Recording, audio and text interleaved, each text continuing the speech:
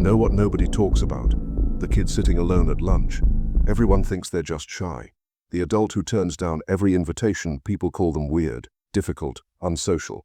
The person who genuinely prefers their own company, society acts like there's something wrong with them. But here's what they don't tell you. That loner didn't just decide one day, yeah, I'm going to be alone forever. That was programmed into them. Not with dramatic abuse that makes the news, with the quiet kind, the normalized kind, the kind that happens behind closed doors, while everyone outside thinks your family is perfectly fine. We live in a world obsessed with connection. Family is everything. Blood is thicker than water. Everyone's performing their picture-perfect relationships like it's a competition. But what happens when family was the thing that taught you people aren't safe? What happens when home was the place you learned to become invisible? Nobody wants that conversation. Too uncomfortable, too real. So let me show you what it actually looks like. Here's the thing about emotional neglect. It's invisible. There's no bruises, no yelling, no obvious signs that something's wrong. You have food. You have clothes. You have a roof over your head. On paper, you're fine. But nobody ever asks how you feel. Nobody checks in. Nobody notices when you're struggling. You come home from school and your parent is there physically, but they're on their phone, watching TV, busy with work, always too tired or too stressed to actually engage with you. You try to talk about your day. They give you half responses while staring at a screen. You stop trying after a while, because what's the point? You handle your own problems, make your own meals when you're old enough, do your homework alone, figure out life alone, and adults praise you for being so mature and so independent. But you didn't want to be independent. You just had no other choice. Here's what that looks like years later. Someone asks you, "How are you feeling about this?" And you freeze. Because nobody ever taught you that your feelings mattered. Nobody ever modeled how to talk about emotions. You learned early that your internal world is your problem to manage, alone. So you say, "I'm fine." Even when you're not, because you don't know how to do anything else. You become the friend who listens but never shares, the partner who supports but never asks for support, the person who handles everything alone because depending on others feels foreign and uncomfortable, and people think you're just private or independent. They don't see that you're still that kid who learned that nobody's coming to check on you, so you stopped expecting anyone to care. Here's a dynamic that breaks people in ways they don't even realize until years later. One kid becomes the scapegoat, the one who gets blamed for everything. Parents fighting. Somehow it's because of something you did. Sibling messed up. You should have been watching them. Parent having a bad day. You're the reason they're stressed. It doesn't matter what actually happened. The story gets rewritten, so you're always the problem. You spill juice by accident. Normal parent response. It's okay, grab a towel. Your parent's response. Why are you always so careless? Do you ever think before you do anything? This is exactly why I can't have nice things. Or your sibling breaks something and blames you. You tell the truth, you weren't even home. Doesn't matter. You still get punished because you're setting a bad example, or you should have prevented it somehow. You learn quickly. Doesn't matter what you actually did. You'll be blamed anyway. So you stop defending yourself. You stop explaining, because it won't change anything. Fast forward 20 years. You are in a group work. Someone in your team makes a mistake. You had nothing to do with it. But your immediate response is anxiety. Your brain goes, "How is this my fault? What did I do wrong?" And here's where it splits into two patterns. Pattern 1. You over-apologize for everything. Sorry, I'm sorry. Even when you did nothing wrong. You take on blame preemptively, because maybe if you apologize first, they won't come at you harder. You assume you're the problem because you always were at home. Pattern 2. You refuse to apologize for anything, because saying "I'm sorry" feels like admitting you're the villain they always said you were. Apologies feel like handing someone proof that you're the problem. So instead, you withdraw. You go silent. You'd rather disappear than admit fault, because fault always meant punishment. Either way, being around people feels dangerous, because people mean unpredictability, people mean potential blame, people mean you could be doing everything right and still end up being the villain. So you withdraw, not because you hate people, because being alone means nobody can rewrite reality and make you the bad guy.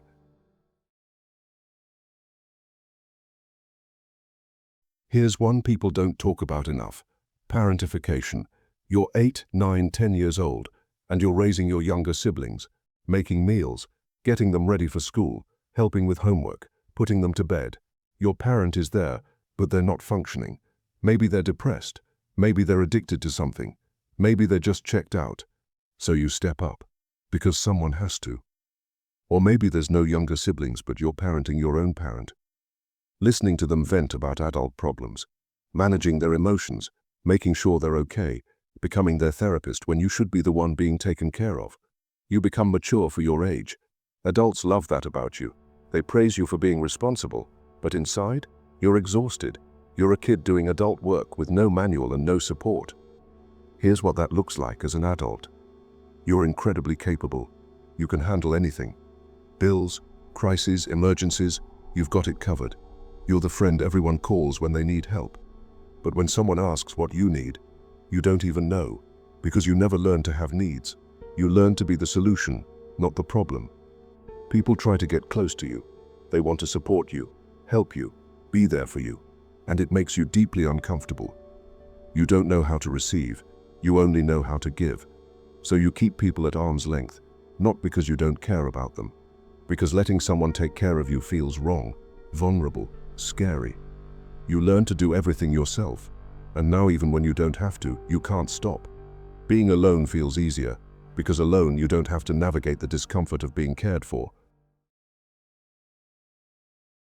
Then there's the opposite extreme, the parent who won't let you breathe. They read your diary, check your phone, track your location, control who you talk to, what you wear, where you go. You have no privacy, no boundaries, no sense of self that isn't monitored and controlled. They say it's because they love you, because they're protecting you, because the world is dangerous and they just want to keep you safe. But really, they're suffocating you. You're not allowed to have your own thoughts without explaining them, your own feelings without justifying them, your own life without reporting every detail. You want to go to a friend's house? 20 questions. You want to close your bedroom door? What are you hiding? And if you try to set a boundary, if you ask for space or privacy, you're guilt-tripped. After everything I do for you, this is how you treat me. I'm just trying to be involved in your life. Why are you pushing me away? You learn, closeness equals control. Intimacy equals suffocation. Love equals losing yourself. Here's what that creates. You grow up, and the second you have freedom, you guard it like your life depends on it. Because in a way, it does. Someone wants to get close, your nervous system screams danger. Because closeness meant being controlled, being monitored, being consumed. So you keep people at a distance. You don't let anyone get too involved in your life. You don't share your location, your plans, your thoughts. Not because you're secretive, because privacy feels like survival. And being alone? Being alone means nobody can take your autonomy. Nobody can make demands. Nobody can guilt-trip you for existing as your own person. Solitude isn't loneliness. It's finally being able to breathe. Here's a dynamic that makes you feel insane. Your parent hurts you, says something cruel, does something damaging, and you bring it up later. Their response? I never said that. But they did. You remember it clearly, word for word. You're being dramatic. But you're not. It happened. It hurt. You're too sensitive. It was just a joke. But it wasn't funny. And now you're the problem for being hurt by it. You try to express how you feel. You try to set a boundary. You try to explain why something bothered you. And it gets dismissed, minimized, turned around on you. Why are you always bringing up the past? You need to let things go. Stop being so emotional. And here's the real mindfuck. They never apologize. Ever. Because in their mind, they never did anything wrong. You're just making a big deal out of nothing. So you learn, your feelings don't matter. Your perspective isn't valid. Bringing up hurt just causes more problems. You stop talking about how you feel. You stop expecting accountability. You stop believing that your pain is worth acknowledging.